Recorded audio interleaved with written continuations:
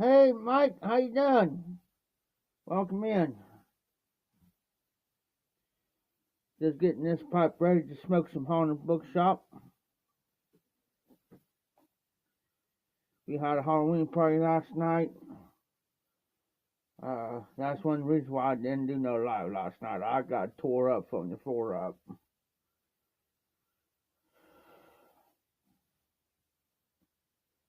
But anyway, uh,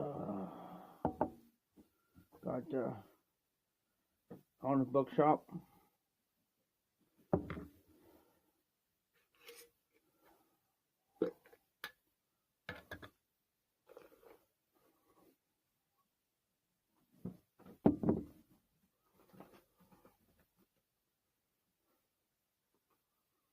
Oh, nice. I gotta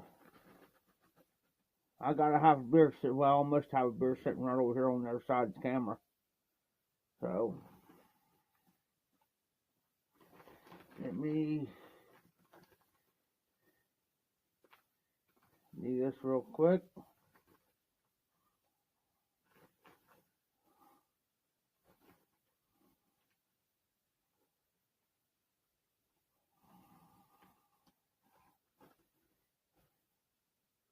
Loaded. I'm getting kind of low on the bookshop. I'm going to have to get some. Try to get some next week. Try to.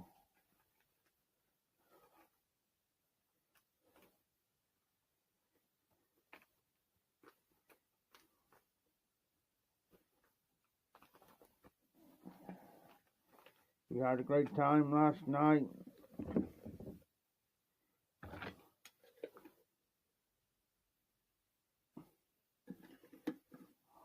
And happy if you do Halloween. Happy Halloween Eve. Of course, tomorrow is Halloween, excuse me.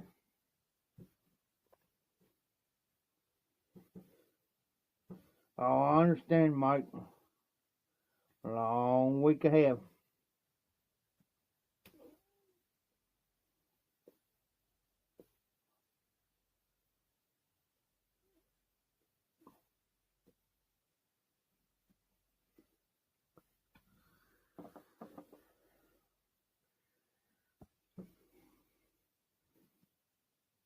Of course, I got a different stem. I'm not a country gentleman.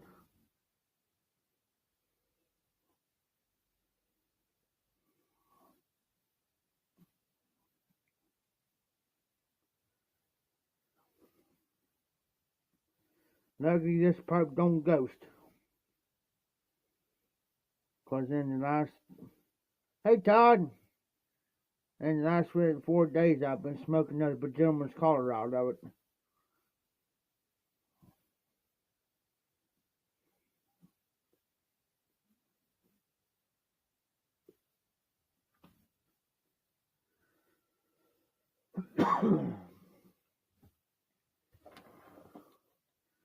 Figure I get on here, do it live, maybe about an hour.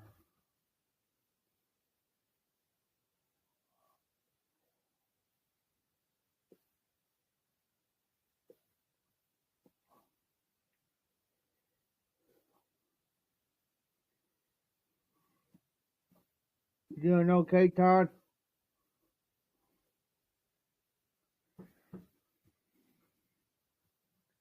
Of course, about half a can, guys. I had to lay off the beer for today for a while. Well, after I drink this one.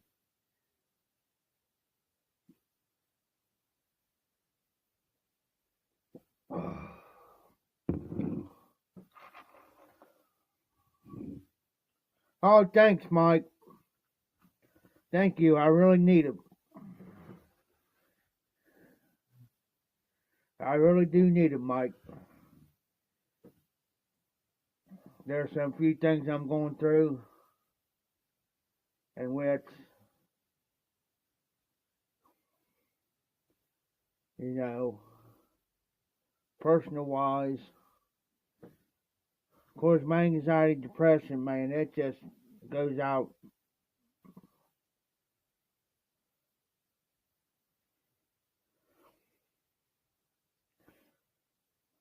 You're very welcome, Todd. Yeah, we all do, Mike. Because let me tell you, prayer does work. Excuse me. Prayer does work. I never had a chance to be on your thing this morning because I had people come while I kind of slept in this morning. But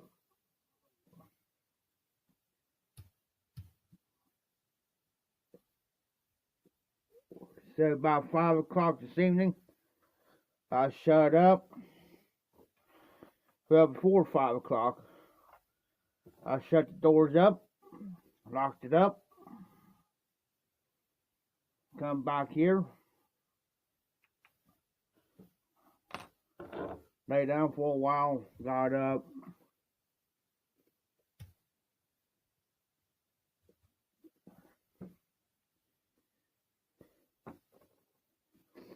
So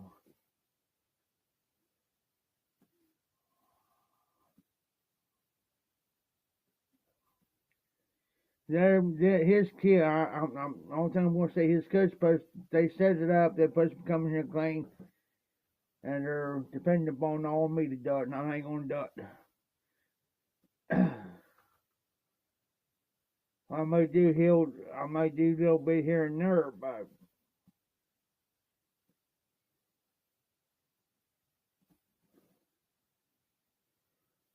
as far as completely doing everything, I ain't doing that.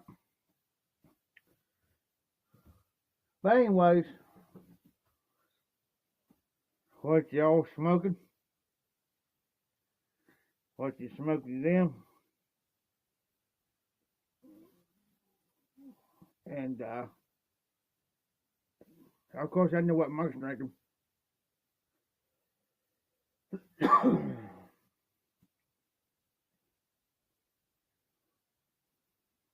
Just checking everything real quick here. I haven't been, tell you the truth, I really haven't been on Facebook or anything like that all day. Well, I may be off and on for a few minutes, but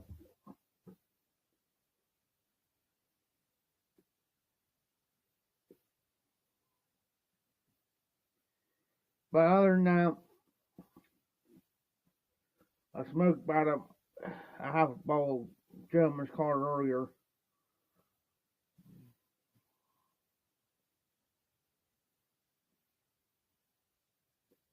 But other than that,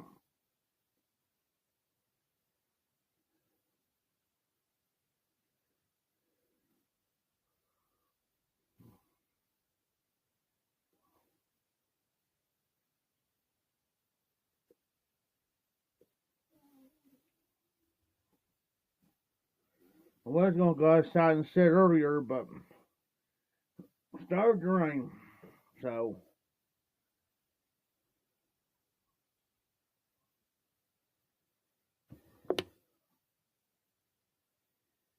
I just got my big cup. I'll show you.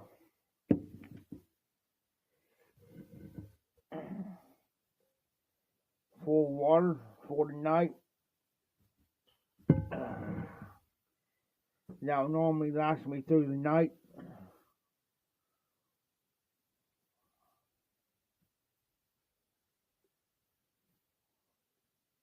Depending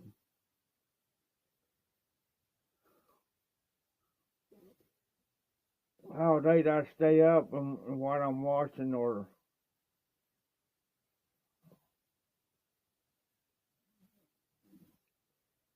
course smoking my pipe. If I smoke my pipe, I would tend to drink more water.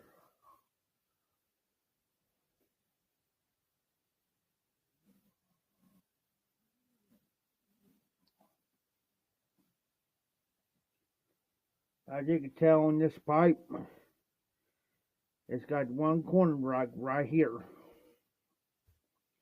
It's not perfectly rounded.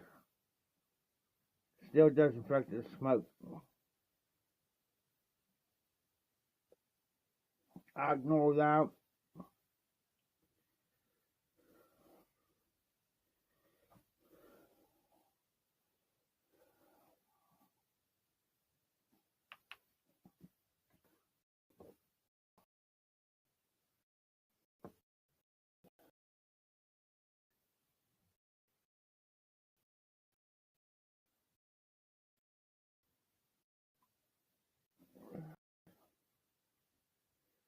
If I kind of, if my camera kind of, my video now, if I kind of, it acts like it's my internet. It's acting up, not acting up. It's because of the weather. So sometimes I gotta adjust my stand a little.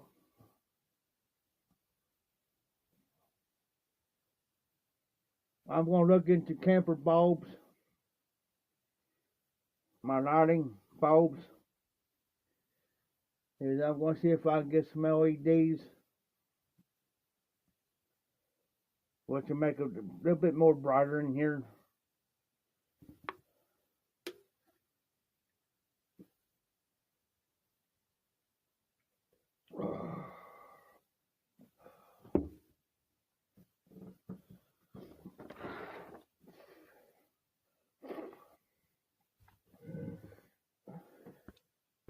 I'll be right back. Gotta go use the bathroom real quick.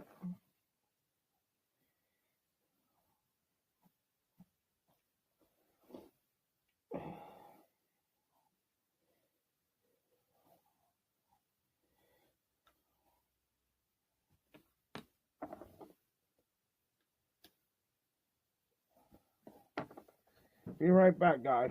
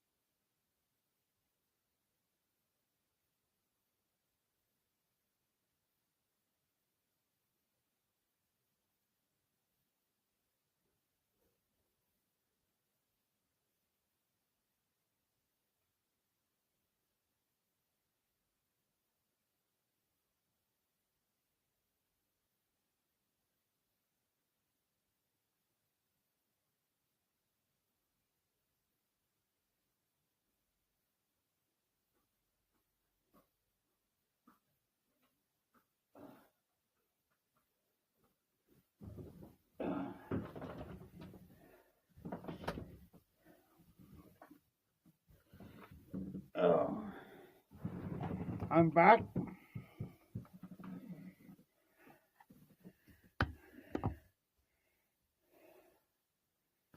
Hey, give me a little bit of ice.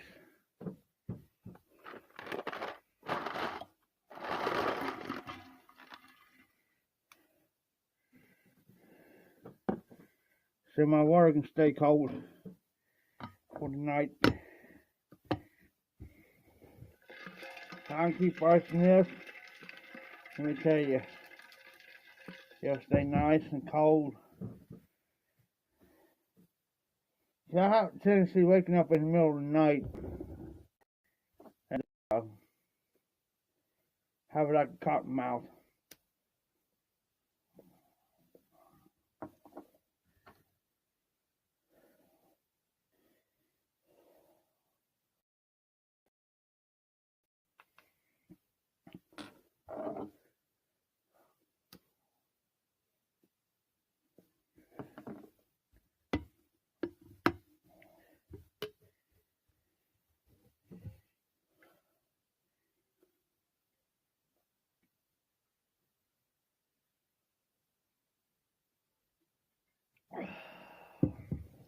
Hey, there's RD.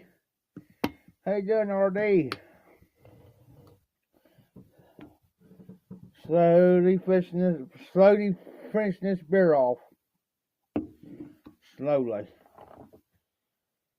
Had a Halloween party. I got tore up last night.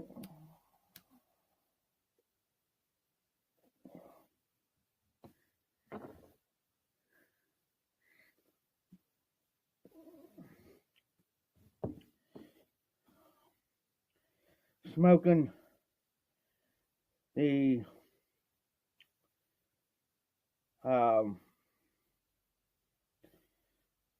Country Gentleman with some haunted bookshop because this is Halloween Eve.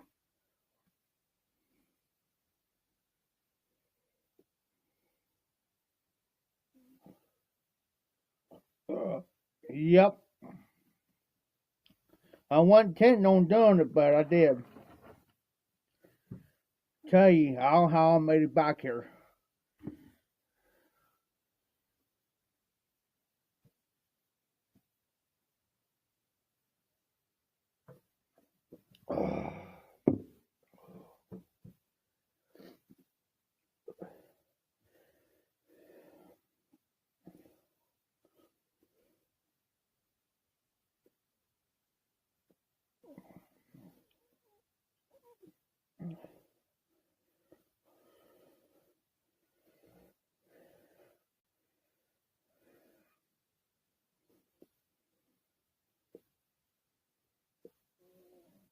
Been watching movies about all evening.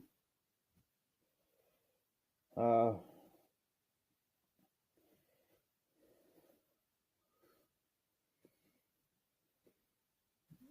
watched earlier. I was watching Ernest Goes to School. Now I'm watching a scary movie. Or was.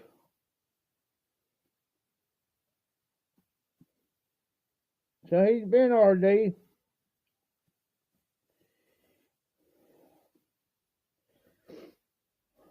Smoking haunted bookshop.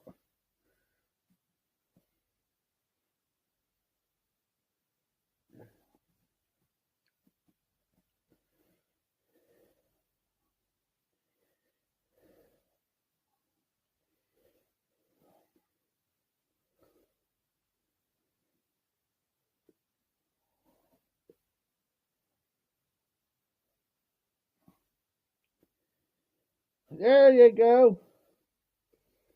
Bush Light. I'll probably lay off for a couple of days on the bear.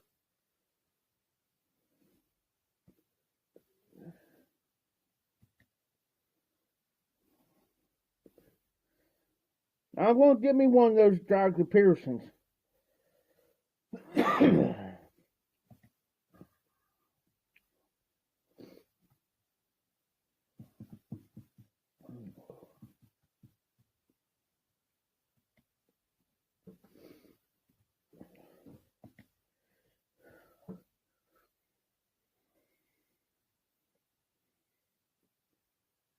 sooner or later,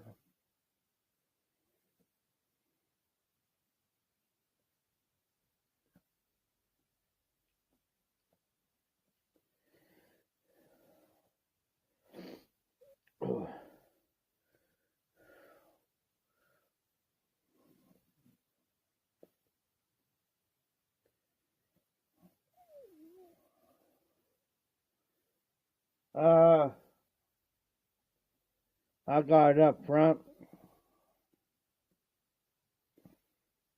God gave me a book today on different whiskeys.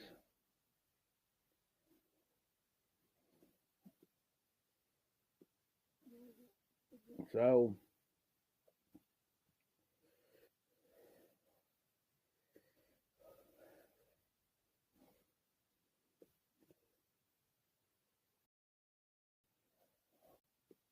now that Boccacinini is pretty good stuff. I had it before. Matter of fact, I had a couple tins.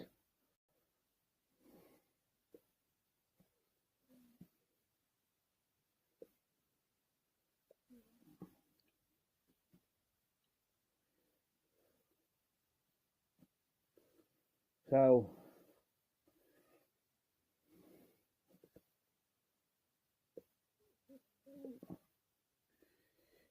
since it's Halloween, since I got a cob that I like so well, it's darkened up real well.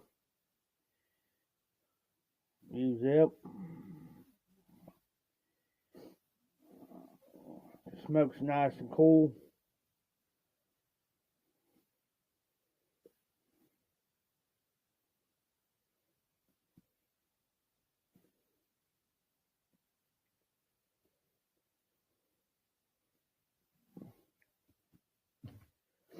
I usually don't have no issues out of this pipe or my other one.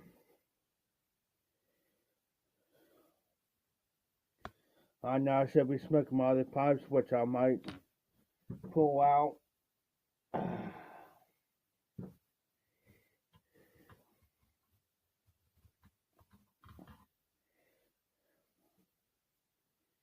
My dual seat, the lot. Nice little pipe.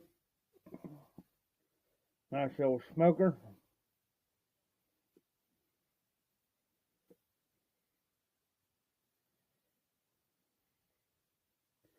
I was going to fix the rim, because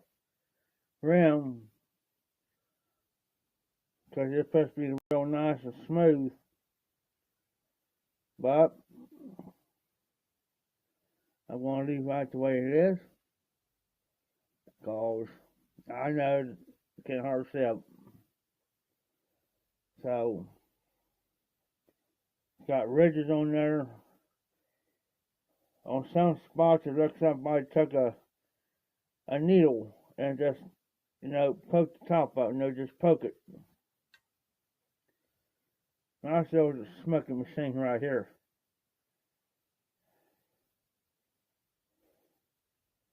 It's a dual seat shape number 212.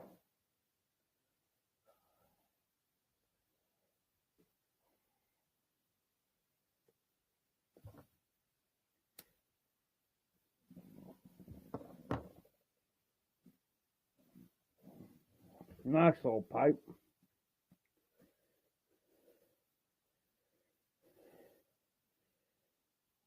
When I paid the guy off, he was wanting that one of mine. It was that church warden. I told him, nope, you ain't getting them. Oh, I can get $100 out. Nope. That's how he talks. Anyways.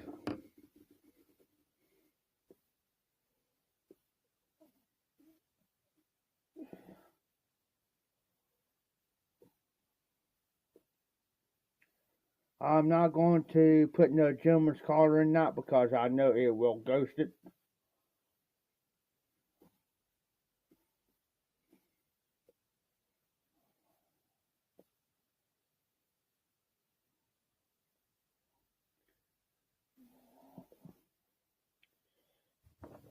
I will run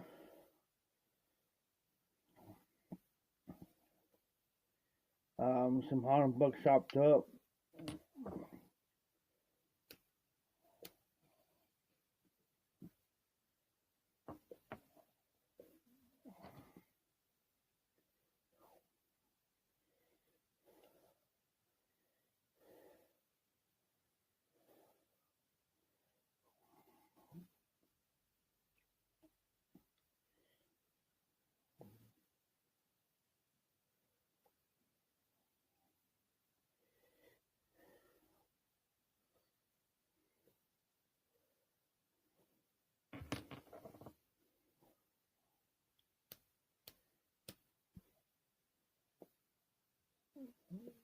Much better.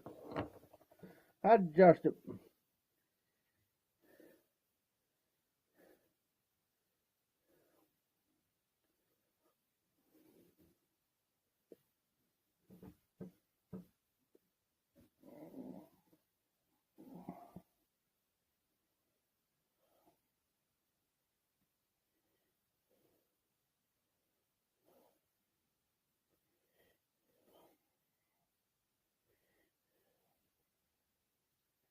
I'm like matches, I'll run these until they get so black. Oh, nice, RD. Nice.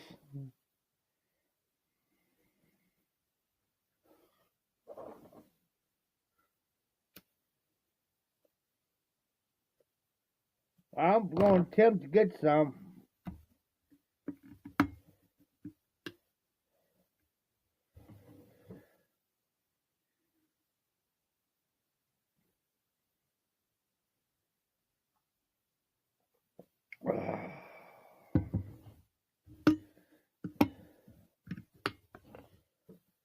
Yeah, those. Yeah, I just wonder how they're going to taste, though.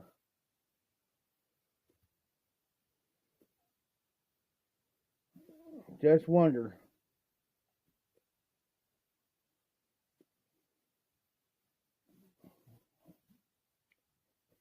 Just for the heck of it.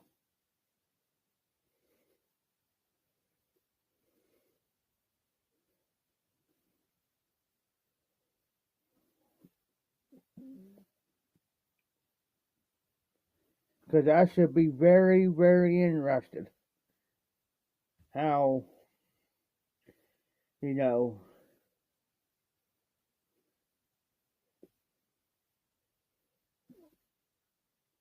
if you take enough Fireball, you'll see if it's like that or not.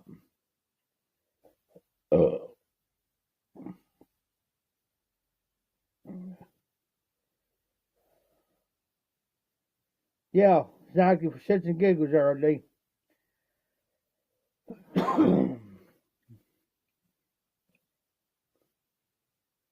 Just for the heck of it.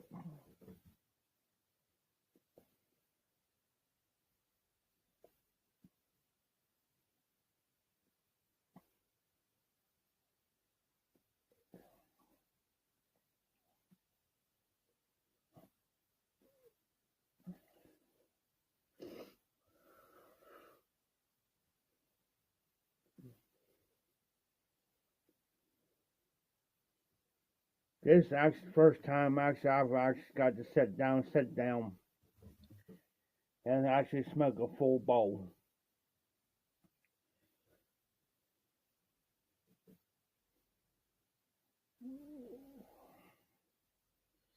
I mean, I'll carry a pipe up there with me,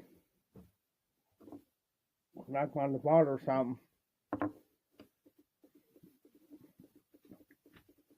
That's probably about a.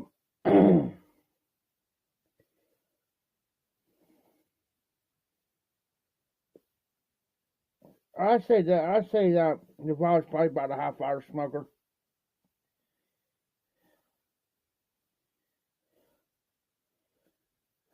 What did I drink? Mostly, well,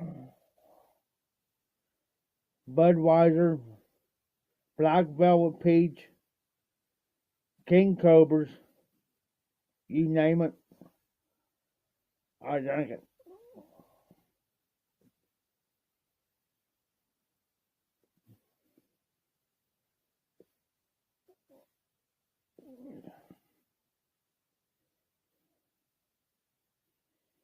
Between Budweiser, King Cobras.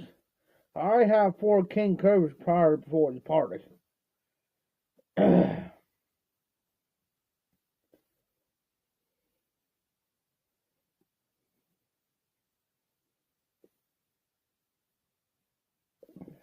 Yeah, well, didn't have to grab you by the bee boo.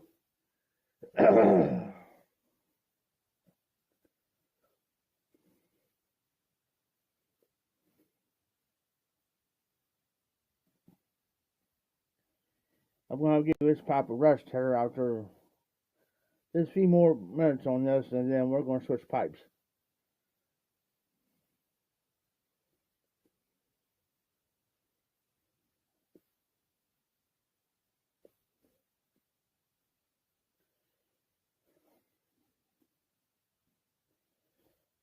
Yep. Once I get a couple in me, it's on. This game on.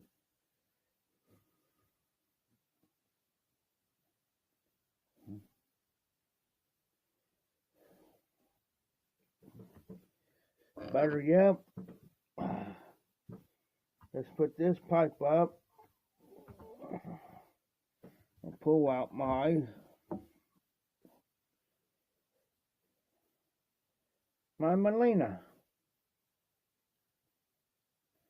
pipe. Set this right here for now in my setter.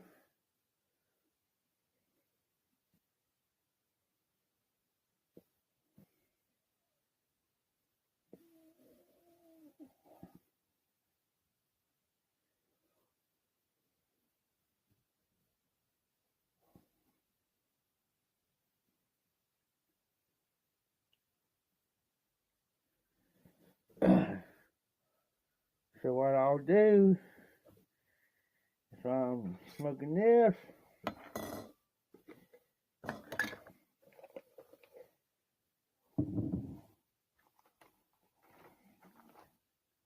$100 out.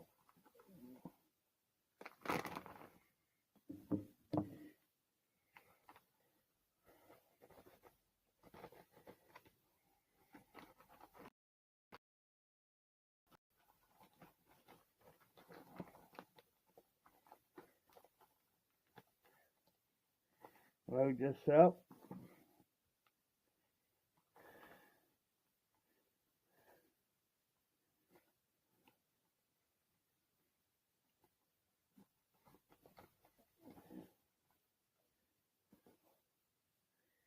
See, loaded, loaded.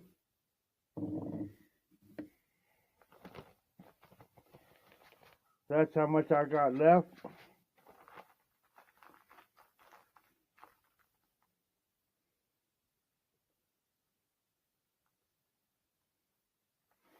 Hey, RJ.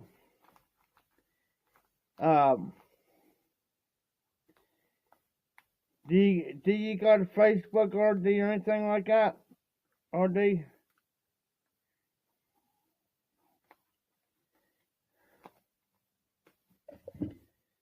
Cause you go like on Marketplace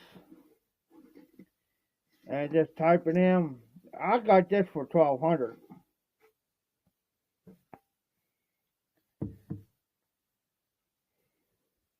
Okay, just go to Google and just type in pop up campers near me for sale,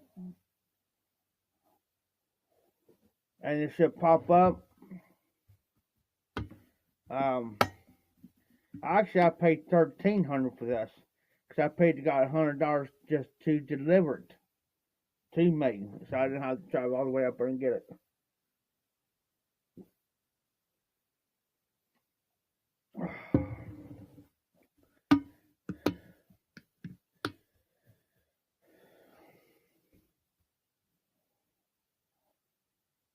Because they're easy to move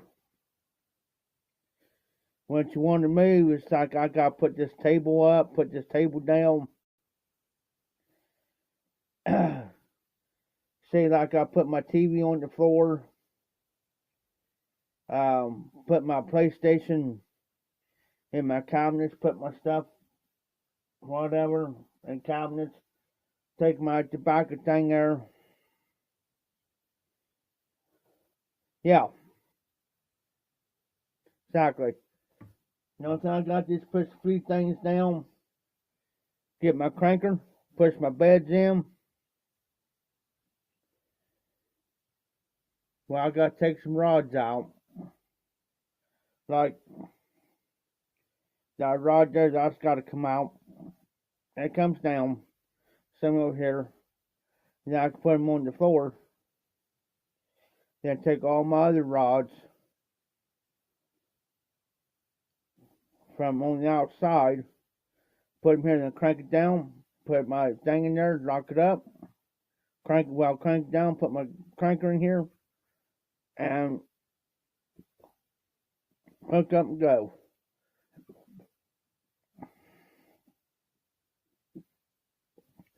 There's a few things I still got to get from the other room. Other than that, I'm good to go.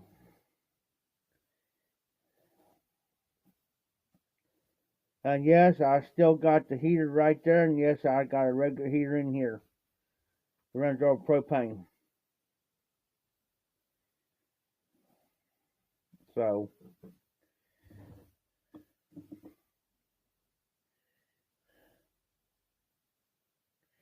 now we're going to smoke Molina.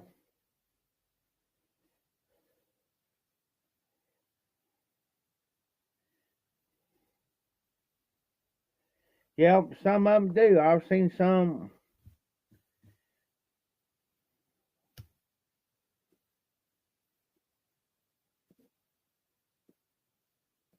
The only thing that's wrong with this one, I had to fix the part of the canvas back here.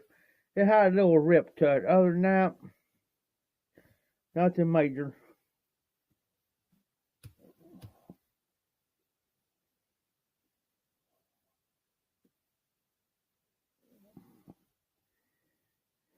Nothing major.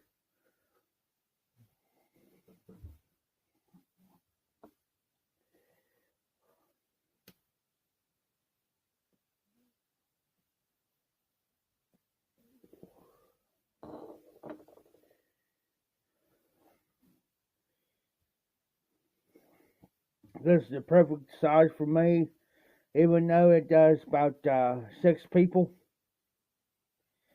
It's just perfect size for me. I got plenty of room to maneuver. I got a lock on the outside of my door, and I got a lock on the inside of my door if I want to lock my door.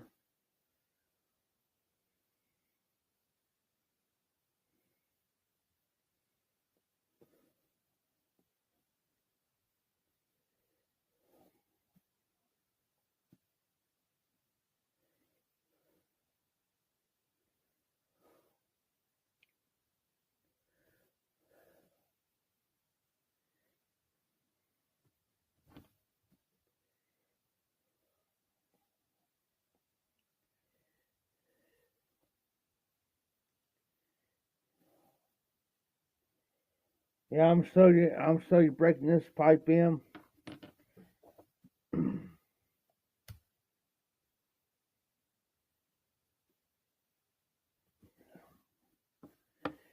Normally I'll be like Everett. I'll smoke about 9 bowls out in a day, about 3 or 4 days.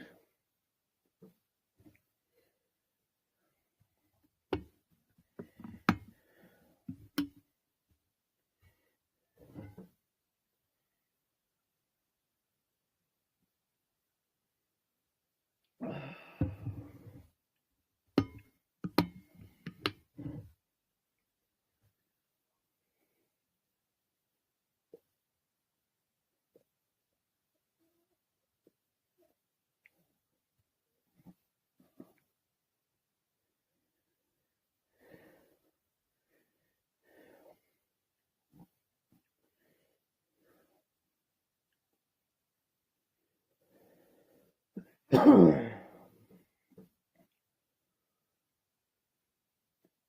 I don't smoke pipes back to back, but tonight's is one of those nights.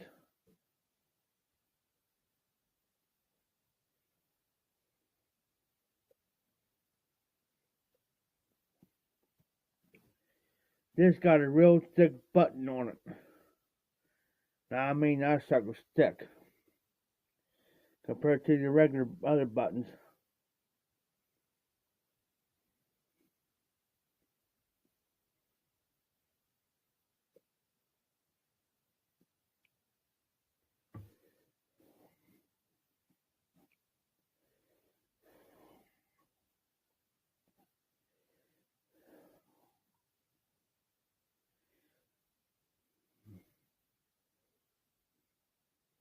I haven't heard anything from John, except for here the other day. I seen the video he did. I think it was Friday.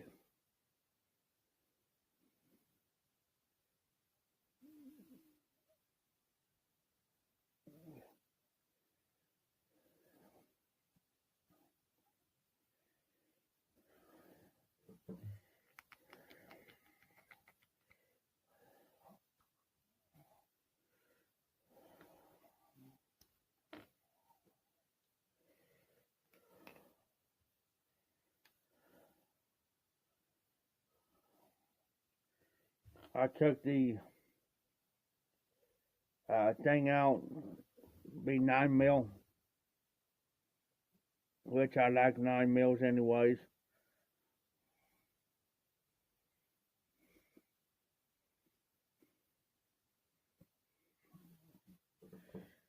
I do got one of them cookie tins that I keep all my parts and stuff in there.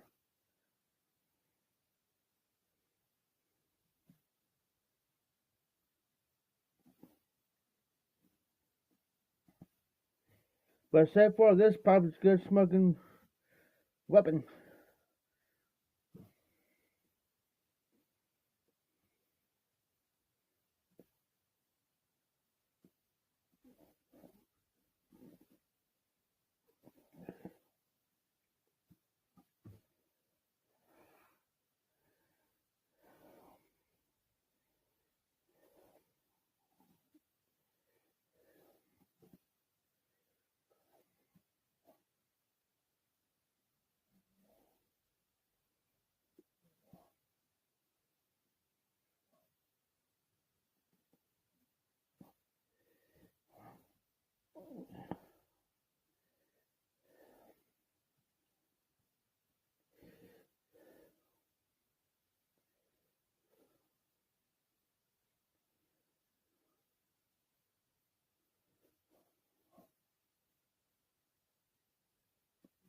So,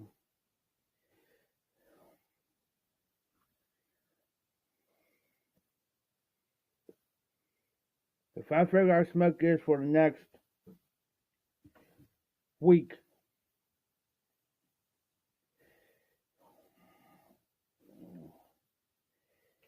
she'll be broken in pretty much.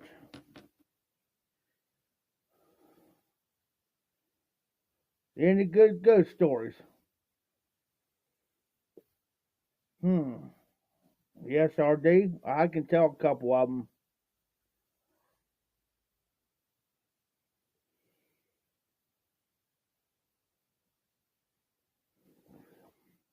Where I'm originally from,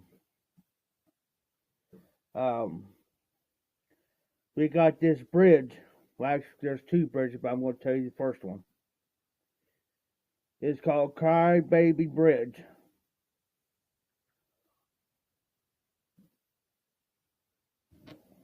And the reasons why it's called the Cry Baby Bridge, because I think I told this one not the last year. But anyways, there's this woman holding the baby, baby stroller down. Oh, about this time,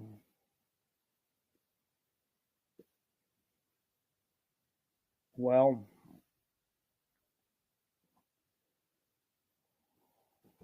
going home. But she had to cross that bridge. And maybe walk another block and a half home.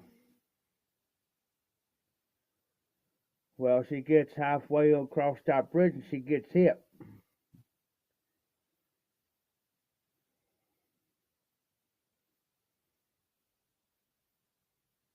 She dies. Baby dies.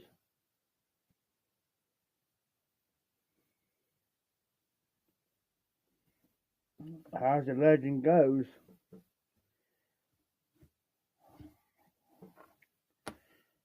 about a certain time of the night, if you have enough guts to walk it,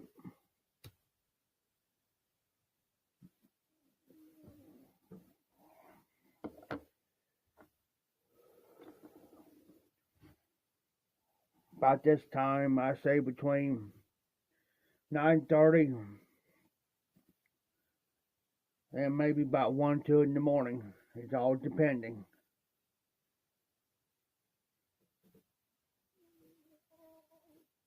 About every October. We'll set this down. About every October, about the 30th. But it normally it starts around the 25th. I don't know why, but she got killed around the 30th. But you walk out and you get halfway crossed, you can hear that baby crying.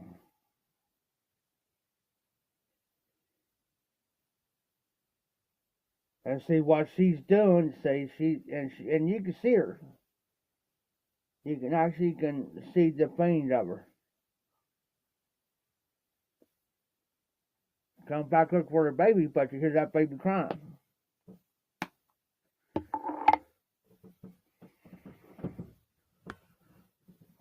There's another bridge in Greenfield.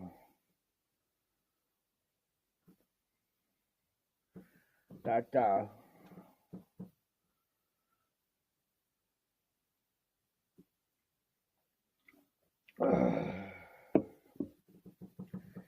many of people's jumped off of.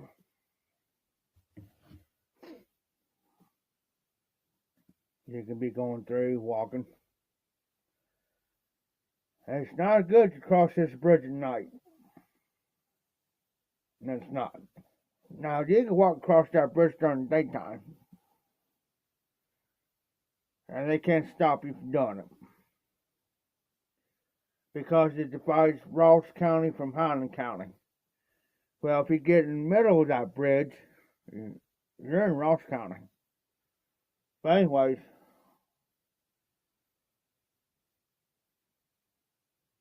you go across this bridge, go up, make a right, you go down to the old stone quarry down there. A lot of people got killed down there too. But on a particular night, you can sit there, stand there. If you wait just at the right moment on the bridge, you can see some of the old settlers that settled there. Because not too far from the bridge, like right before you hit the bridge, there's Travelers Rest. And there's the old burial grounds right there. And sometimes you can see some of them old settlers walking that bridge, crossing it. If you go by the old Travelers Rest, at the old burial grounds, there's a hill you can go down, and there's a bike path.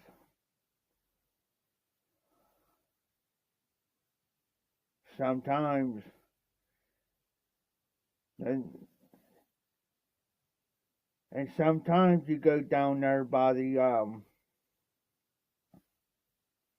trestle down there. That's the big trestle. Sometimes you'll hear screams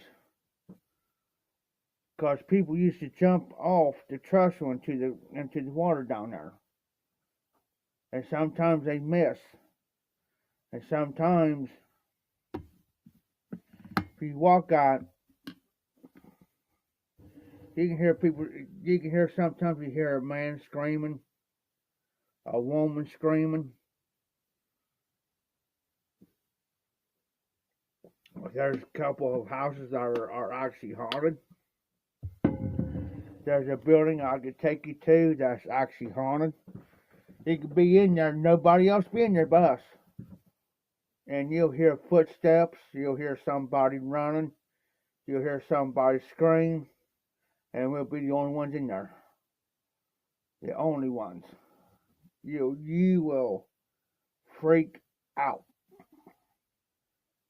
Now I thought my dad would see. My dad used to work for this company. Well, they had to deliver stuff over to this warehouse. This used to be right down the street from my mom and dad's house. And he told me that I didn't believe him. I said, "Nah, man, he's done lost his marbles." So I asked a friend of mine that worked for this company where they store their showcases, like cabinets, like showcases and stuff. So I asked him one day, I said, "Hey, can I go check this building out?" I said, "My dad swears up and down it's haunted." He said, "Yeah, sure." The only one in there. By God, my dad was right. Nobody else in there. You can hear somebody, you can hear footsteps. It's like somebody's got a pair of cowboy boots on. And you hear them walking. And you're the only one there, and it's a 2-story building. And you're going to think, oh crap.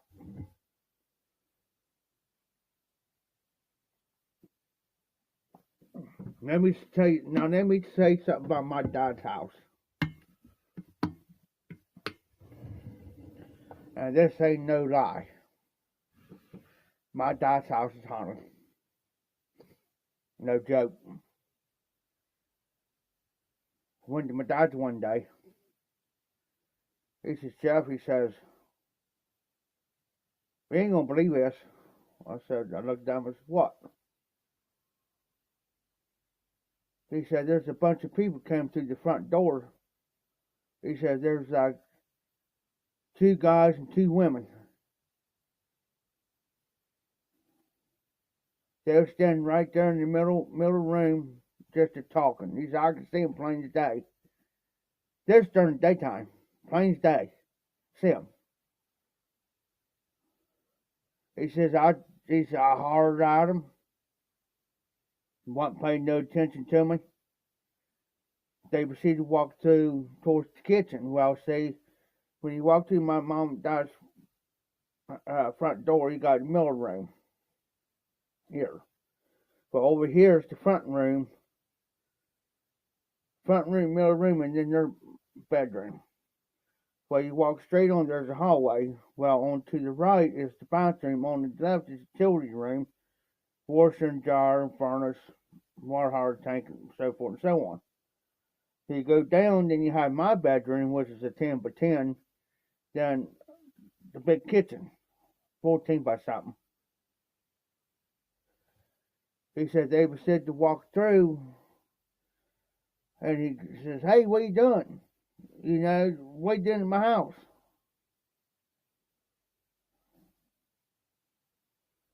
So he got up and went to go look. He looked in the utility room, bathroom, looked behind the doors. Went to my bedroom, opened it up, went to the walk-in closet, didn't see nothing, didn't see nobody. Went to the kitchen, nobody. Now this what got him. there's a back door goes out to the backyard on the back deck. And goes out to the backyard.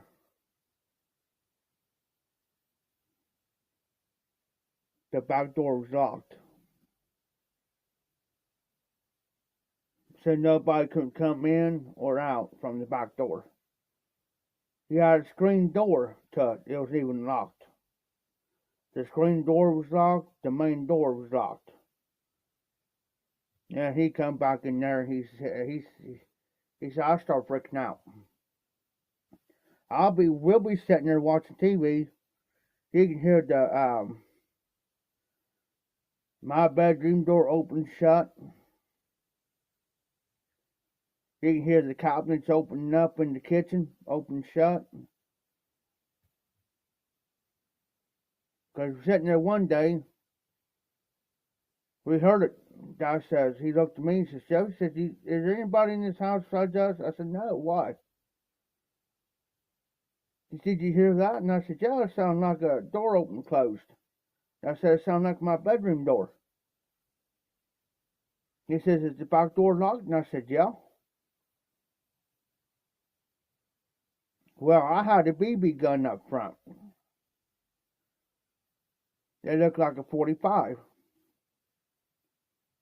So I pulled it out. He says, Jeff, well, he says, go check. He says, somebody could have got through one of the windows or something. And it'll be kind of hard to do to get in one of Dodge's windows. Anyways, because they're all locked up. Walked through there. Nobody. Walked outside, walked around. Nobody. My neighbor stopped. He said, Jeff, is everything all right? And I said, me and Di was in there sitting. And I said, we heard my bedroom door open and shut in there. He said, what? Yeah.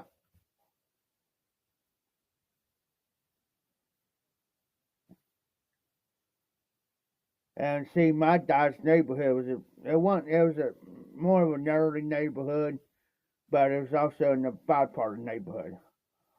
Because at nighttime, you can break in somebody's garage and steal stuff. I don't know how many times my Dodge garage got broken into, but anyways, I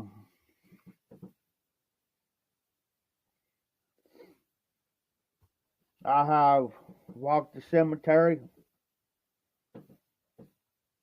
I have seen things that nobody should ever see with their physical eyes. You know, I've seen ghostly figures. I have seen figures of men, women, kids.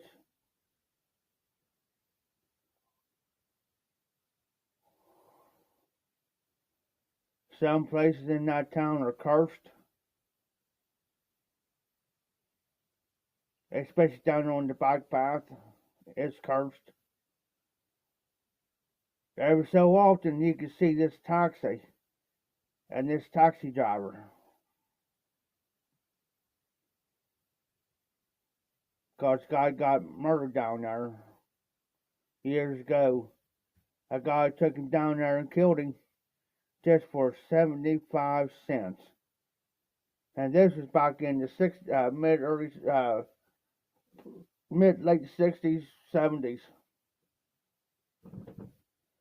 So every so often you'll see this old taxi sitting down there, and what he's doing is he's going back trying to find that guy that killed him. And that's why basically that's what he's doing. He's hunting him. There's always a reason why somebody comes back and you see him.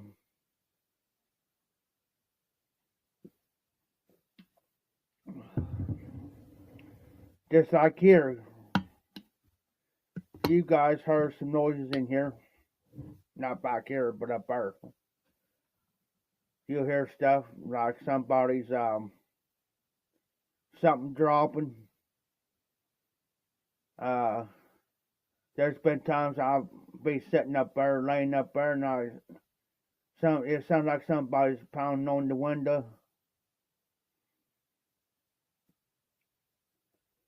pounding on the door. Not a soul around. Nobody.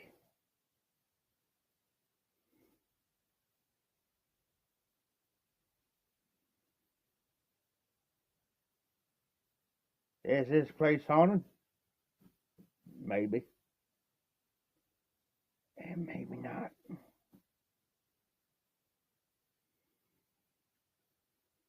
That's the reason why I got this flashlight. And yeah, you can tell it's super bright. I keep that close to me at all times, especially at night or by my door. Just in case. But you never know. I was up there one night using the bathroom. It was in the middle of the night. Went up there, used the bathroom one night, and you can swear it sounded like somebody was taking stuff and throwing it. And it sounded like it was hitting the wall. Or sometimes it'd be something kind of heavy, and you can hear it, hear it hit the floor like that. And then did it one night on me. I hollered through the freaking building. I wasn't hollering to be scared. I was just hollering to see if anybody was that snuck in. Hold on. I'm checking just to see if anybody snuck in for me to lock this place up. But you never know. That's why now, before I shut up, is I'll lock the door behind me. Then I'll check the men's bathroom. I'll come through, check the women's bathroom. I'll check in there where the refrigerator is. Then I'll check the kitchen. Then I'll check the room I used to be in. Then there's another door I'll check.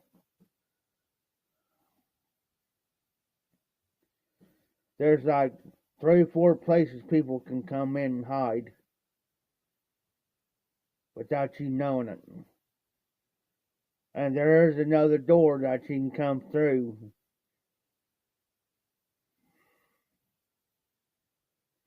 But I got stuff in front of that door just in case. Just in case, because for the simple fact, you may I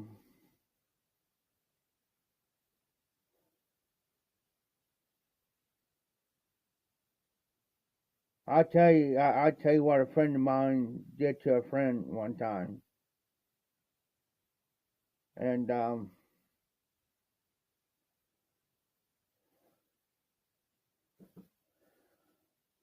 they felt bad. Scared a friend of mine so bad, they wound up having a heart attack. One time. Well, not an actual heart attack, but on the first and having one, passed out and everything. I'll tell you another good ghost story. It just hit me.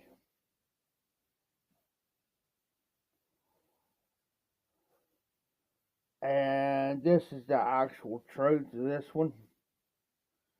Because it actually happened. Me and my ex-girlfriend was staying with a friend on 41 out in the, it's called Fruitdale, but one blinker to it, But anyways, this old farmer, he's still on RD, because I want to tell you this one. Are you still on? Because this one here I want to tell you. I just happen to remember this one.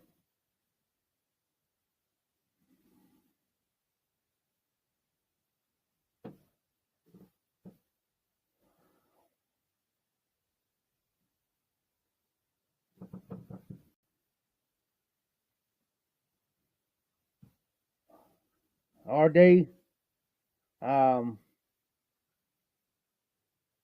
Todd, you guys still on?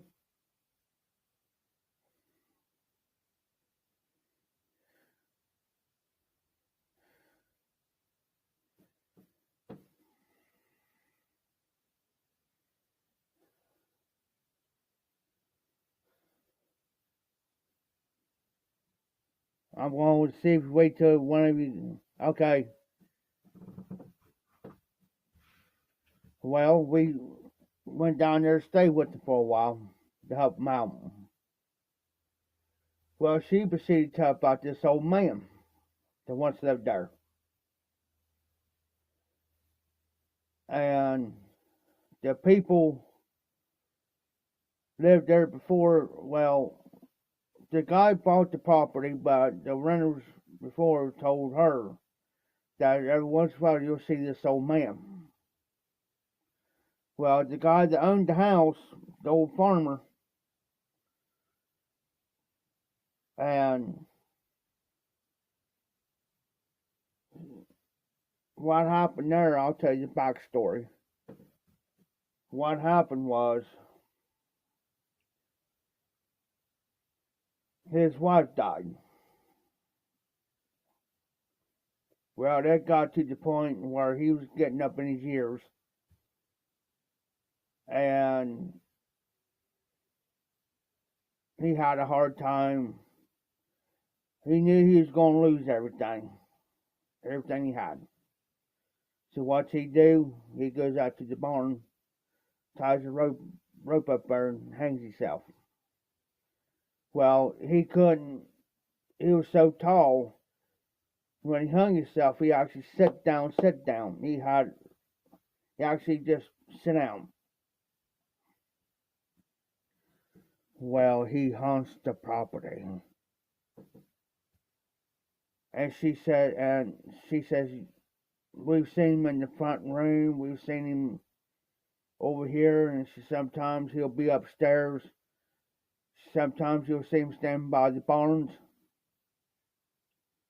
There's two barns. One sit this way and one sit this way. And it was this barn here. Well, to back to her story up, to back up the proof, a friend of mine, they're farmers. Because I'm a family friend to them. But anyways, I talked to them, come to find out, it's the truth. They knowed him. And they proceeded to tell me what happened. And I'm thinking, nah, yeah, I mean, I felt bad for him. I mean, on that, but far as seeing him, nah. So one day we was upstairs, me and my ex-girlfriend, and she happened to go to look outside the window. She says, Jeff, she says, oh my God. Now I seen this, she turned like white as a ghost. About white as this cup. And I said, Rita, I said, what's wrong? She says, Jeff, she says, look, there's that old farmer, that old man. I said, where? Got up, she says, look down there by the doors. And sure enough, there he stood.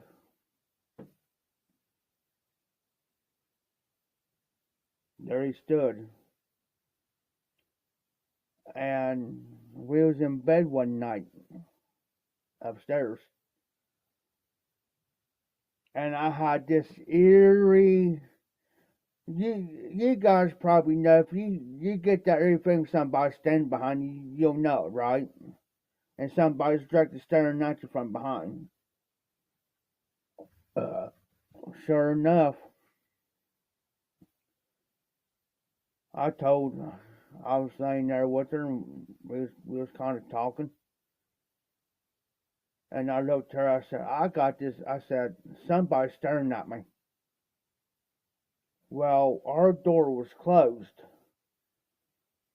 Well, when I turned to look, the door was open about this much, and I looked, and there he stood. I said, Rita, I said, and I'm getting goosebumps. I'm getting chills now just even talking about it. I said, there stands the old man. He's staring right at me. So I get up and I had to face my fears. I had to face my fears. I said, hey, I said, what are you doing? So when it opens up, he disappears out of nowhere. So that night, I was up all night. That night.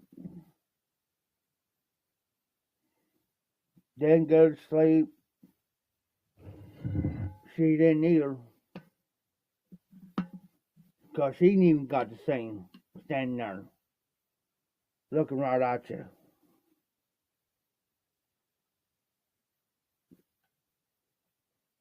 And so we went down the next morning. We always pitched in for food and stuff, and hot breakfast, whatever. So he was all sitting around, and I received to talk about that old man.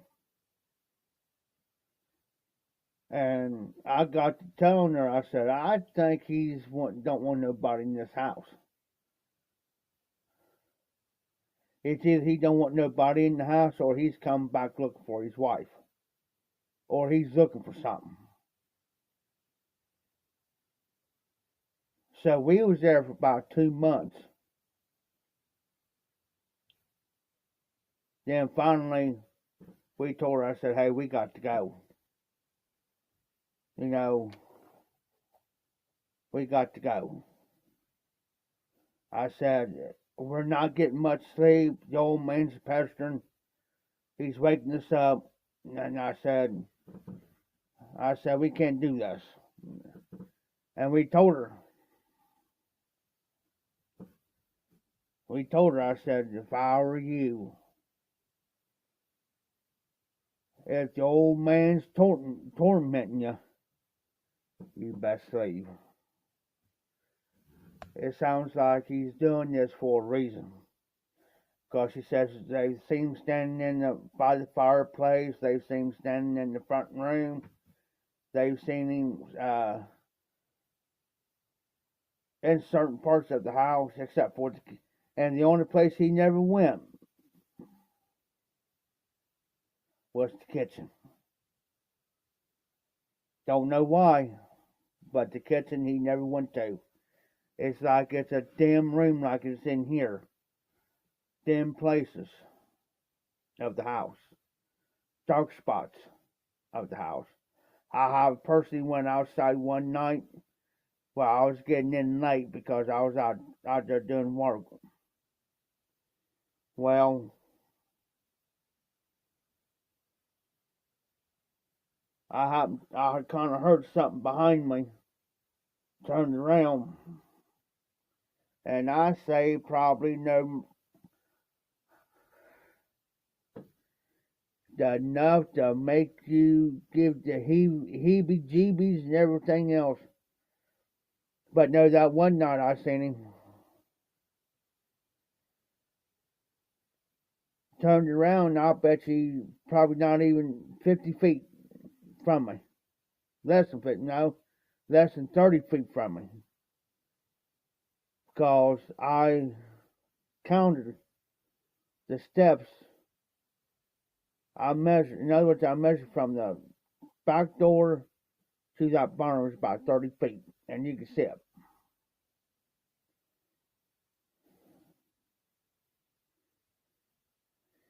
And I turned around, there he stood. And he was motioning me. In other words, hey, come here for a minute. I want to talk to you. Like hell. You gonna talk to me? Like hell you are. Walked in the house. And they looked at me and I had this wild look on my face. They said, Jeff, what's going on? I said, the old man's out by the barns. And I said, this time he's motioning me to come over to the barns. Nah, Curtis, nah, he ain't out there. I said, and I peeped out and I said, yeah, he is. I said, look, don't believe me. He looked out and he seen him standing there. He says, he looked at me and he says,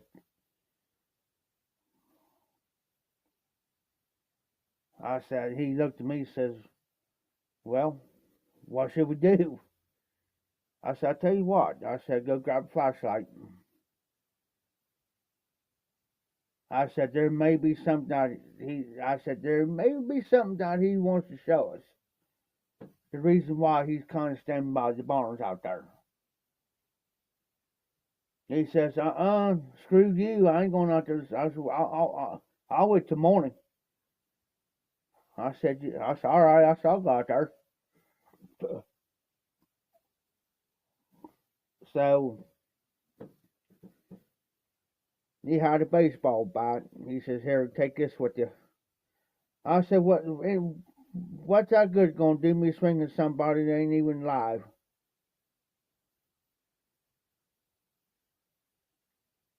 Well, walked up there,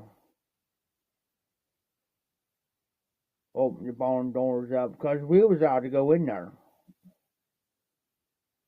Just to make sure that nobody ain't messing around. And so I walked in, looked around, looked up top loft and looked down. And I just happened to take the flashlight and go like this, and by the time I went and I got there, he stood. I was like, oh shit, I'm out of here. I went out the door, closed it, took off down to the house. Walked, I literally ran. Went in. And I told them, and I wasn't no farther probably from me to my TV. And my TV is right. Well, my TV's right there.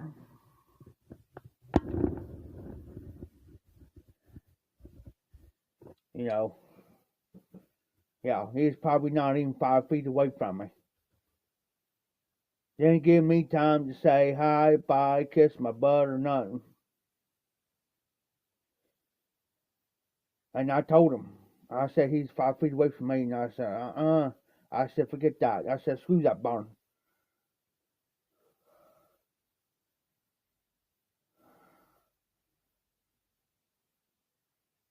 Yeah, at the time I was smoking a little bit of weed at the time.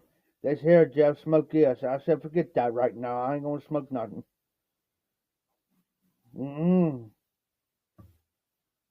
I said, that's gonna make it worse. And then sometimes, too, at that house, you can hear somebody doing this. Knocking at the door.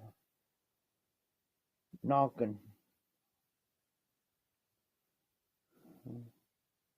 It wasn't the weed. But sometimes at the door we'll be sitting there talking. And you can hear somebody doing this. And you know, especially at nighttime, you'll know if somebody's pulling in because their headlights. Pulling in their driveway. There wasn't no headlights. Nobody, not a soul. Sometimes. And then sometimes they'll even get started to the point where they're thumping.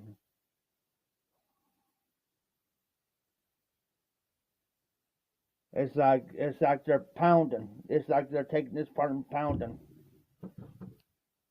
It was the old man. The old man was wanting in the house. And after we left, come back up here where I'm at now.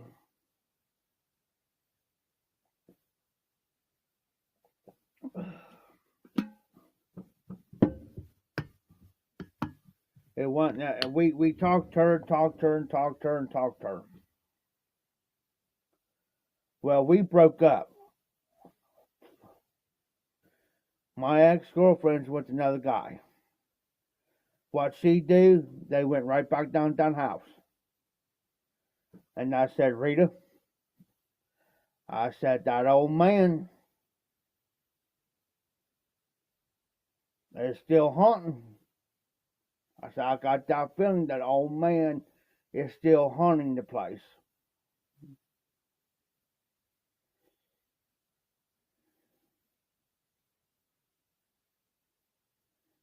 So,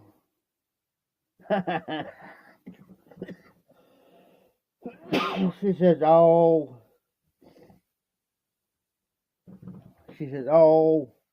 Jeff. She says, now you're going to start getting me spooked.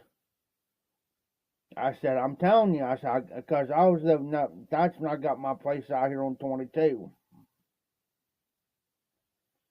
So I told her, I said, I'm telling you, I got that thing, that old man's still haunting. One night, it was about 2:30 in the morning.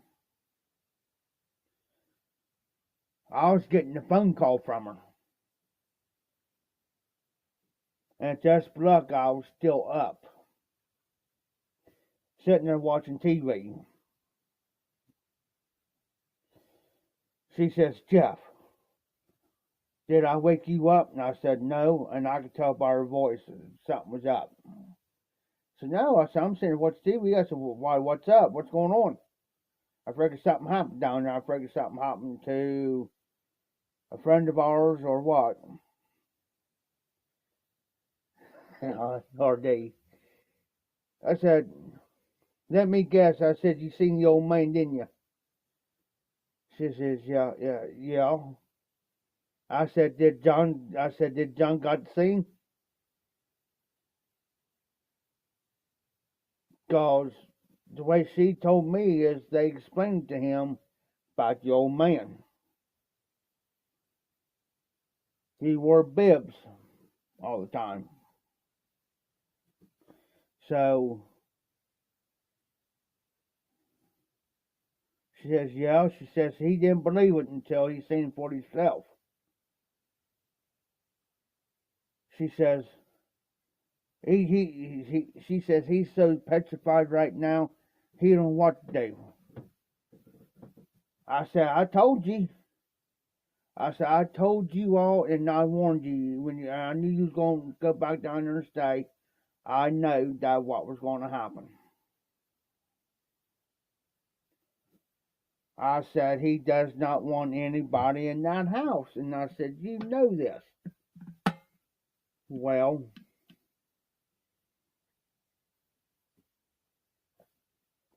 I guess it petrified all of them because he let out a blood squirty scream that you can hear for probably about 10 miles, I guess. Woke them up downstairs. Because come to find out, and then after I got to calm down, I said, where was the old man at? He says, you knew that room that we was in upstairs? I said, yeah. He was standing in the corner, waiting. Oh, really? So finally, I guess they stayed a couple more nights down there and they finally got out. Well, then finally, she didn't want to leave from down there, but it was getting to the point where she couldn't afford to pay the bills. And she loved that house, so they had to move out. Well, not long after they moved out, she passes away because she had a kidney failure. Well, then mysteriously, see, she didn't have kidney failure until she moved in that house. Then mysteriously, after she got it, she died. She passes away. Rita, my ex-girlfriend, she wound up with the same thing, kidney failure.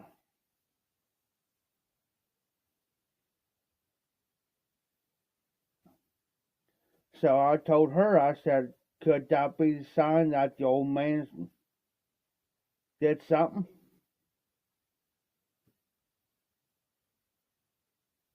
Could it be the old man didn't like y'all being there?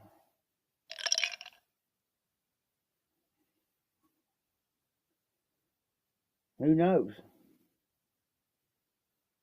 Then soon as, because see, her name was Teresa, but we called her Smurfette, because she only stood like 4'12".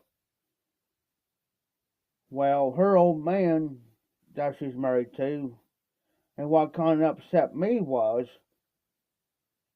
after she dies, go through the little thing, funeral and stuff. Well, he finds him another woman not even a month later.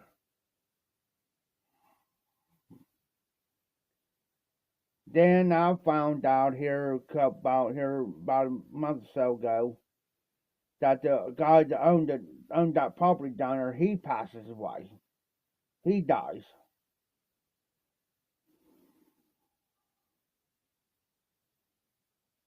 But but I know,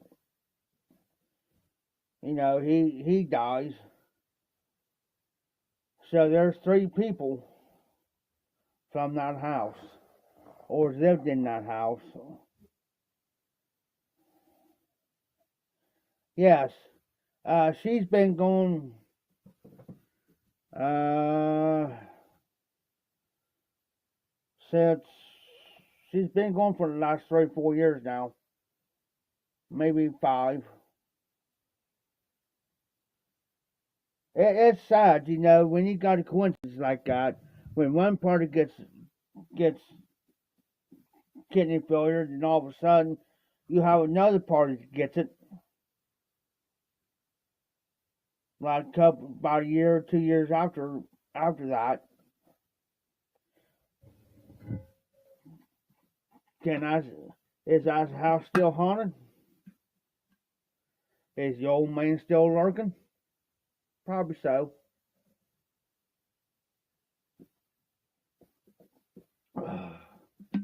But like I said, the old man, I never knew what his name was. I was been told the name, but I forget what his name is.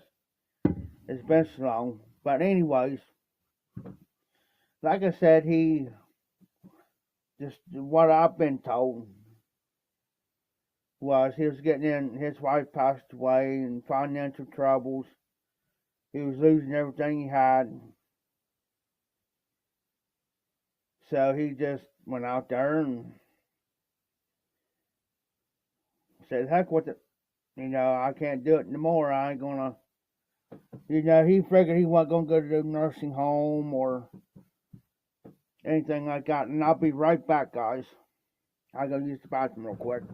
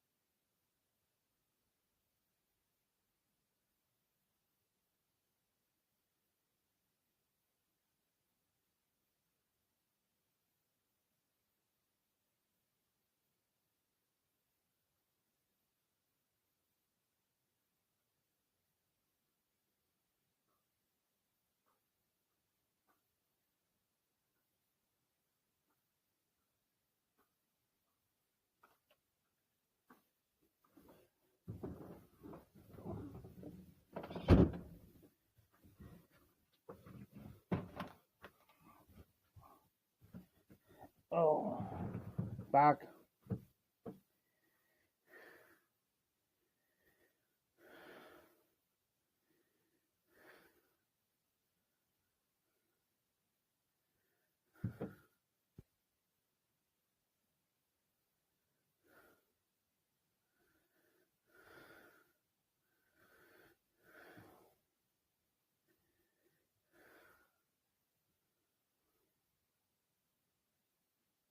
Oh snap!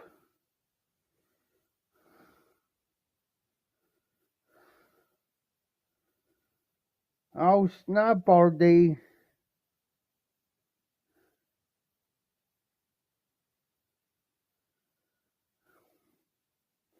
Well, it ain't as bad as the night that when I was a kid. 'Cause see, where we lived at, my mom had a bed, my sister had a bed. Well, it was a 2-room house. Well, we had a outhouse. Well, I had to sleep in the same bed as my dad. Now, do you want to hear something? Now this kind of freak you out. It freaked my dad out. His brother George, he heard a knock on the door one night. He happened to look up and he says, only thing I can hear my dad says, "Oh my God." Woke my mom up. He says, "Crunks, what's going on?" He says, "My brother George is at the door."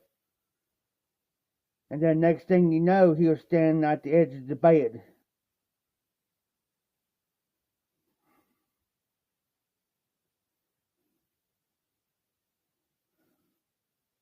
I understand that, RD. I would too.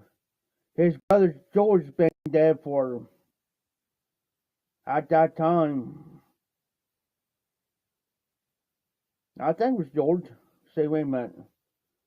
See, died. Because there are 4 of them brothers. See, there's my dad, Uncle Otis.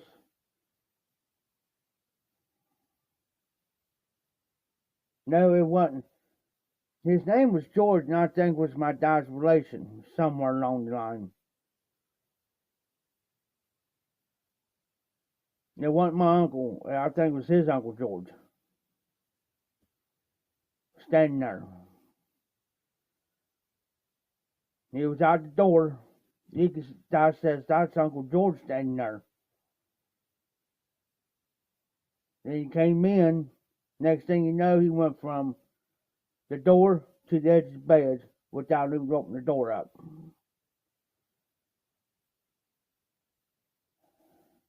And he just, because I've seen him, Dad's seen him, everybody's seen him.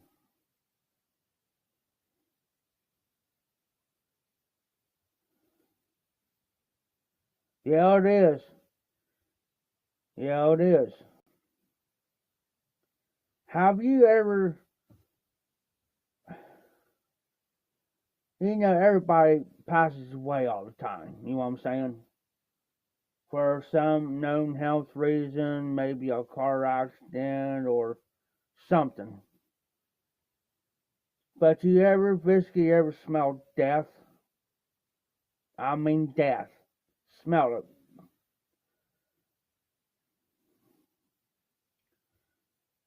There's one thing about this place here I've got to tell you, not the camper. But every so often I can smell it.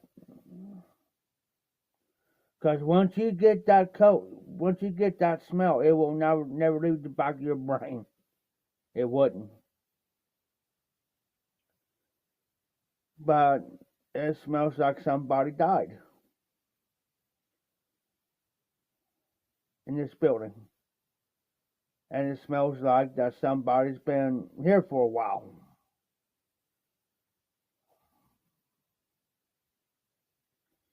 Crazy stuff, folks. I've seen crazy things in my time. I've seen stuff happen in my time.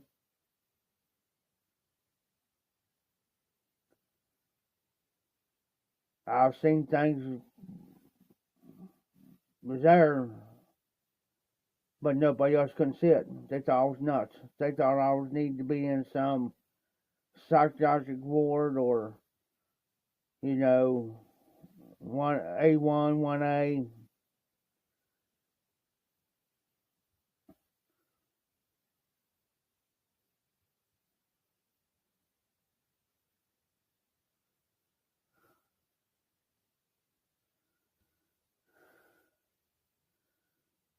Well, it'd be like my dad's house, Todd.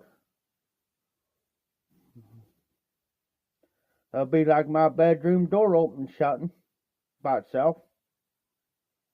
Nobody else in the house besides me and Dad.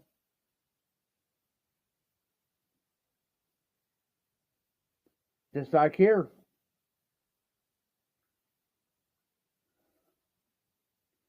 Sometimes you hear that door up there.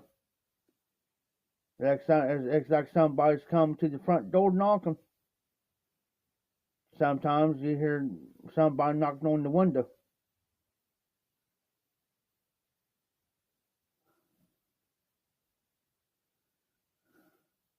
Yep.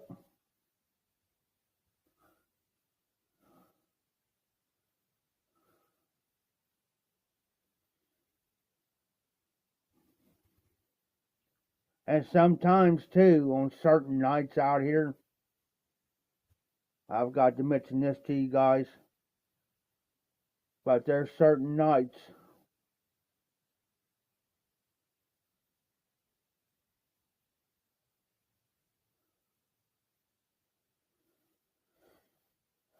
this guy's yard over here, next door, it runs from up here, and it's a big yard, and it goes way back here, and there's a fence line back here. I say there's probably altogether maybe about 3 acres of ground. But believe me or not,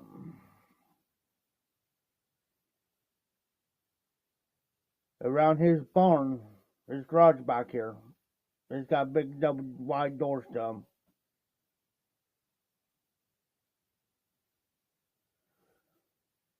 Every so often, but you have to be out here on certain nights at certain times to see it.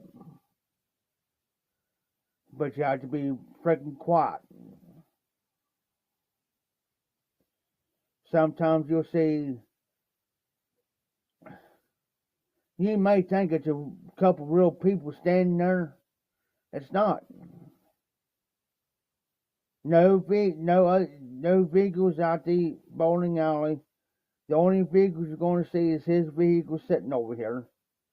And there's only one guy's vehicle sitting out front. There's no other vehicles on the property here or his property or the property down. But you see him out there walking around just talking like we're talking. I'm talking to you plain frickin' day.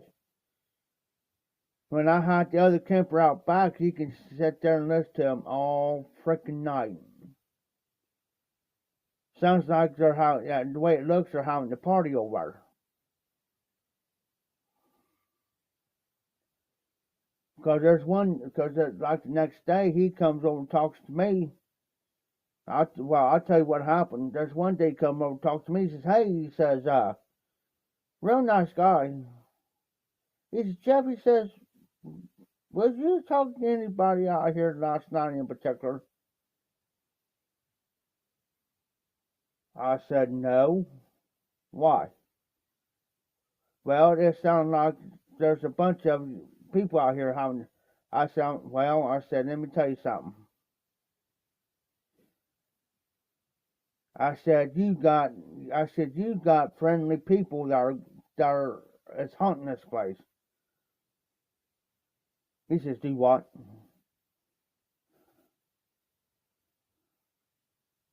Oh, wow, are they? He said, he looks at me, so what do you mean? I said, dude, I'm telling you. Do you think I'm tripping? I said, I tell you what, come out tonight about this so-and-so time, and I'll prove it to you. I said, come out a few minutes early, though. I'll be out here. And I said, I'll prove it to you, but I said, you got to be freaking quiet. And I mean quiet as a mouse.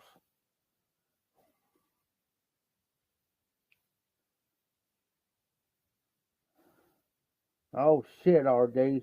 I've seen that happen too. Oh. So next night, I saved me a couple of beers, like about 3 beers of King Cobras, because I figured it's gonna be a long night. So he came out about 11:30, about a half hour early or so. And I told him, so he came out and he seen me. So he came over. And I went over, I said, hey, I said, if I were you, you better put that dog in. Put the dog in the house. He says, why? Just do as I tell you. Went over. So matter of fact, I had 4 King Cobras, so I had them in my bag. So he was drinking, he's a whiskey person.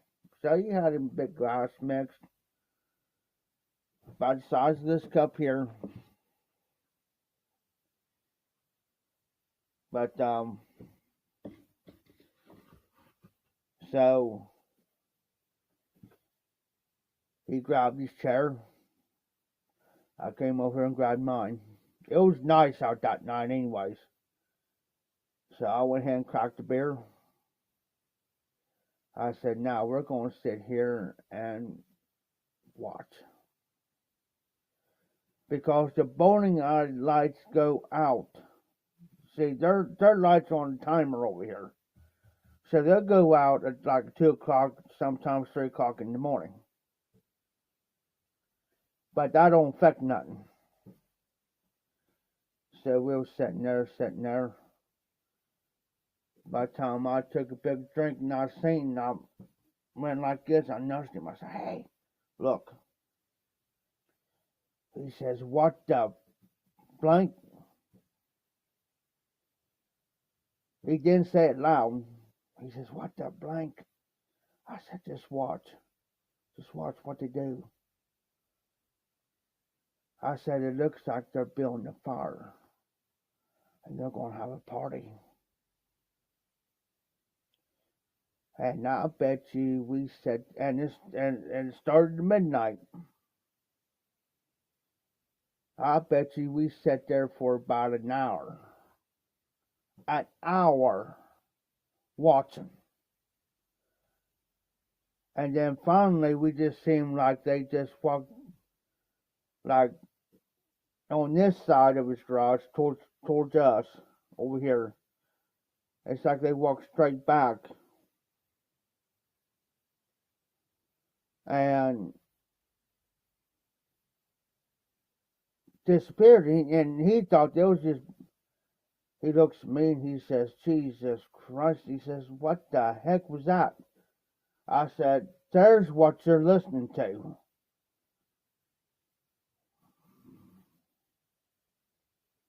I said, that's what you're listening to, bud. I said, that happens about every night or every other night, depending.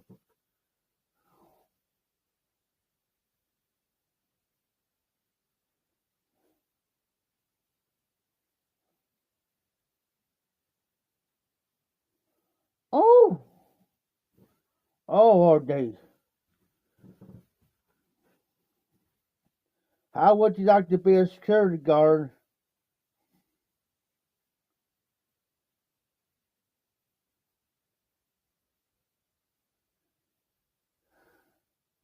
How would you like to be a security guard and walk into a warehouse by yourself?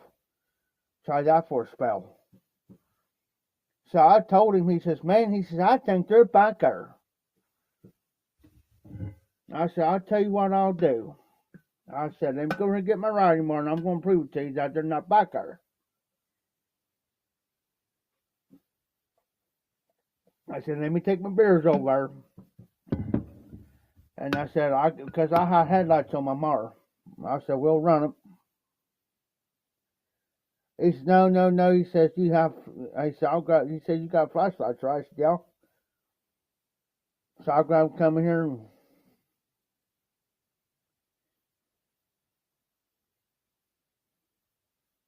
yes, sir, too spooky. He says, we'll walk it. Until we're going to sneak up on them and then we'll shine. I told him, I said, dude, they're not back there, I'm telling you. So I had to have a can of beer. I brought my beers over and stuck them inside the door out here. Took a flashlight back there. He says, I'll tell you what we'll do. He said, we was halfway back to Switzerland. And I was drinking this beer. He says, I'll tell you what we'll do. He says, I'll go one way, so I'll go around this way, you go around the other way. He says, we can catch them that way, because if both of us goes one way, they're gonna play, ring around the rosy deal with us. So alright. Walked back there, and he went one side, I went the other.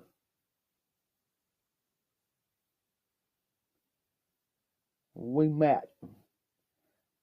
And we need to walk clear back to the fence line checking. So on the way back up, I happened to look towards over here, and looked like a person down here at the corner down here, and they was kind of like not a full pace run, but like they was jogging up. Looked at him, I said, look, do you see what I'm saying? He got to looking, he says, yeah, I see it. And I said, oh crap, the front door's opened up too. He says, he looks at me, says, go over. He says, I'm going up to the house to get my gun. But he says, do not go in that building by yourself. Do not go in that building by yourself. Because they could be sitting there standing somewhere waiting on you. And you wouldn't know it. He says, don't. You wait on till I get over. So he comes over. I said, you can even bring the dog too if you want to. So he brought the dog with him. Well, his dog knows him, so I said, turn him loose in there. So I followed the dog. Come in. We checked from front to back, back to front. Everything back to front. I even got this camper. Not a soul in sight. But he's seen him. And you couldn't tell. I couldn't tell. We couldn't tell if it was a man or a woman. But it just came out of no freaking where. Just out of nowhere. So I called Tim, told him what happened. Explained to him I had to go over here to my neighbors real quick because he's already seen some people back here messing. And I said he wanted me to go with him. He said it looked like there's like 2 or 3 people. And I told Tim, I said he's standing right behind Tim on speaker. And I said, Tim, I spotted somebody beside the building like they're jogging or something up towards the front. And I said, he's seen it. And I said, James, did you see what I seen? He says, yeah. And Tim asked me, says, are you with Jeff right now? He says, yeah. He says, I'm with Jeff. He says, we checked there yet. He says, I didn't want him to go in the building by himself because he says, I was afraid something was going to happen to him. He says, I went and got my gun. He says, we checked the place out. He says, you're fine. So Tim come in next day and he was kind of freaked out a little bit about it. And I told Tim, I said, I wasn't thinking normally I'd lock up. If I go around back here, if I'm back here, I lock up automatically. I don't. I mean, if I don't care if I have to come back here for like a couple minutes. I lock the front door up for safety reasons. So a couple nights later, he comes over, white as a ghost.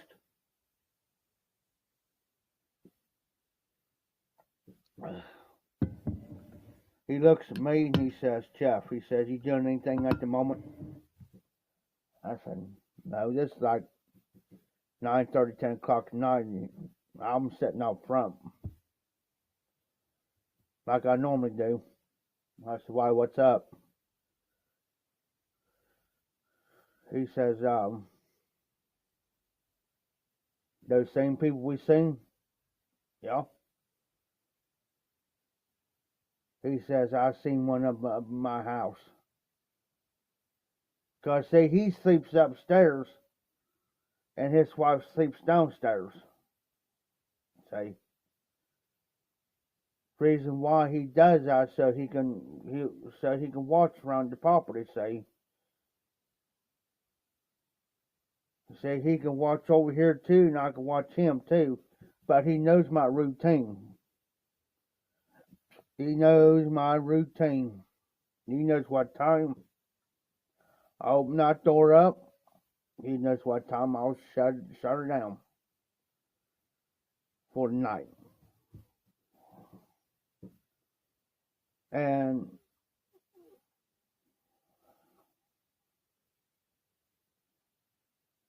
but there is, we are talking about getting some cameras for around here. We're gonna get one for the front. We're gonna get one. We're gonna have try to at least have 4 cameras going. 2 out front and 2 out back for each corner. But I'm gonna have one kind of angled to where it can still catch somebody coming around this building here, around this way, and I'm still gonna have one, to where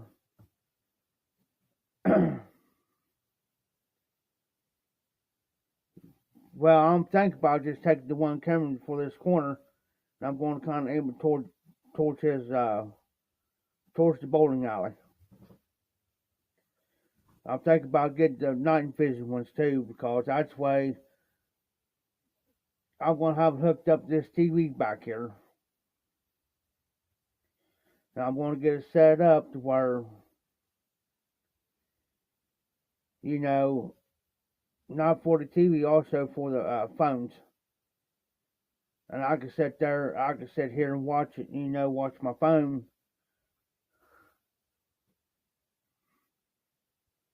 Because you never know, because we already have people stealing stuff out here, though. I mean, a guy stole the bike off of Tim out from out back.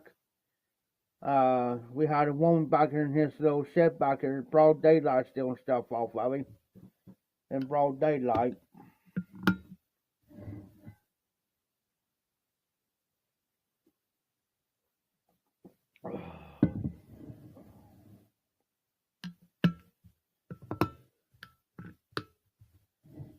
And that's where I could be anywhere. If somebody happened to show up or something,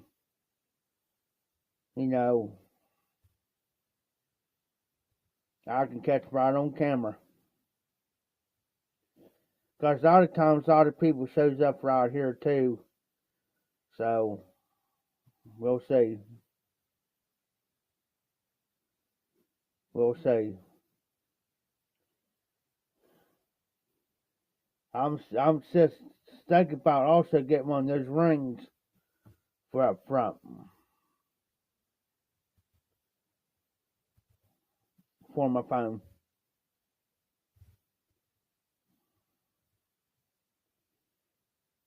That's why.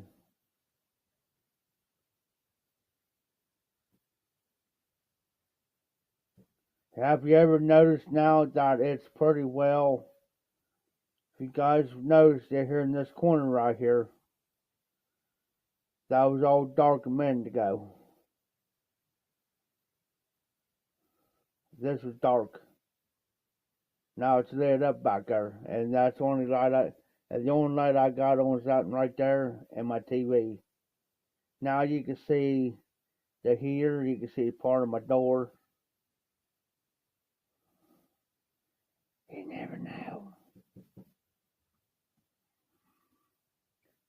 You never know.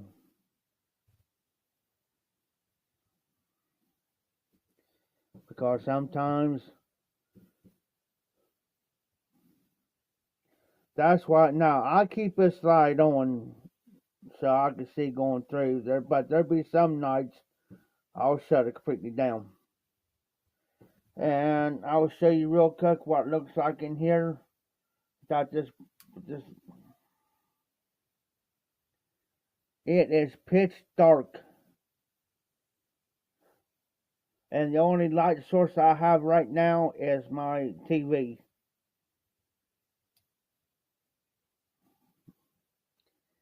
It's pitch black back here.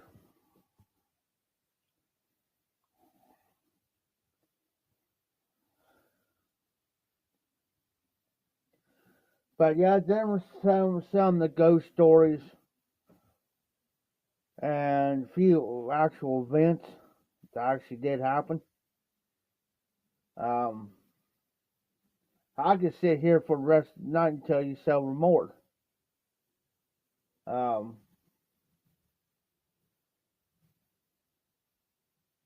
There's a couple places.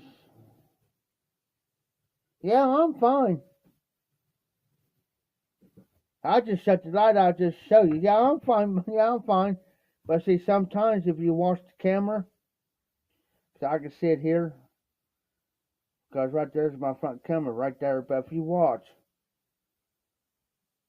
every so often you'll see this. You'll see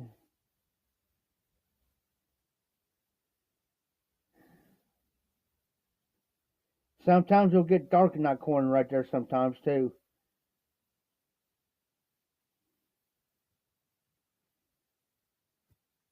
And I could be right here in this camper.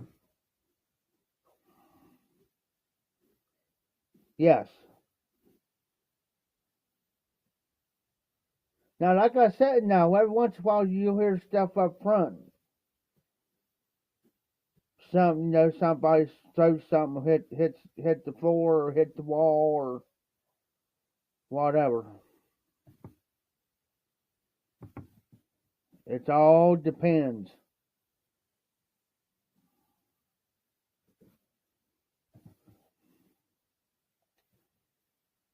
Find something else. I've been watching this one movie. It's like, it ain't worth it.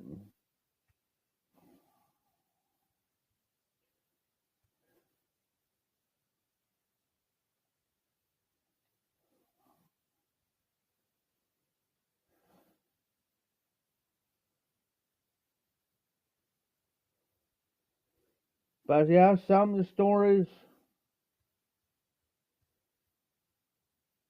and I tell you, if you ever listen to Mighty 660's uh, haunted stories that he tells,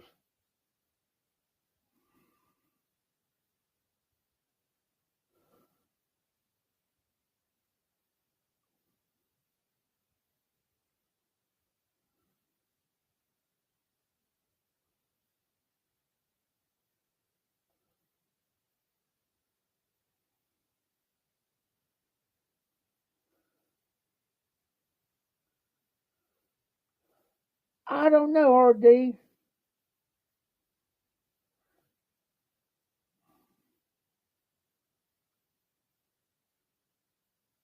A Halloweenie? I don't know.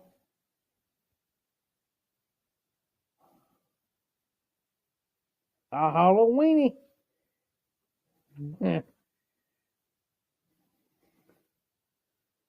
All right, RD. You be safe, be well. I know Mondays suck. I might go live tomorrow night. Then again, I may not. It all depends. We'll see. So you be safe, be well, and I'll catch you on the next one.